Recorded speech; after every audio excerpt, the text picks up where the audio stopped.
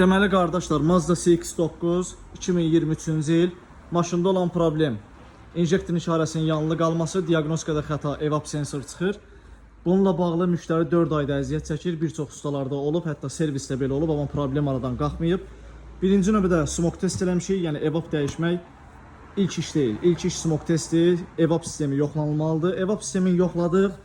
Deməli arxada kanister sistemində hava sızıntısı olduğu bəlli oldu. Da bunu sökmüşük. Hyundai 2'ye kimi asan bir şey deyil də. Yəni burada gör nə qədər şlanqlar, kanisterin özünü də sökmüşük. Problem bax burada motorçikdən gələn bax bu şlanqdadır. Bax. Cırığı görürsüz burada. Bu şlanq cırıldığına görə də başlayır oradan hava sızmağa. Ona görə də evap düzgün işləmir, injektorun işarəsini yandırır. İndi bu şlanqı bərpa eləyəcəyik, bağlayacağıq üstünə, yekunda bir dənə yoxlayacağıq. İnşallah ki problemi aradan qaldırarıq. Nəticəni də paylaşacağım. Deməli bu şlanqı bərpa elədiyi öz üsulumuzla. Çünki bu şlanqı tapmaq biraz çətin məsələdir.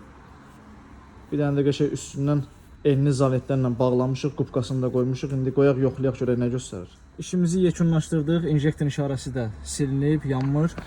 Xətaları da sildik, yekunlaşdırdıq. Smoke test eləmişik, heç bir yerdə hava sızıntısı yoxdur. Bundan sonra da inşallah evapla bağlı heç bir xəta gəlməyəcək.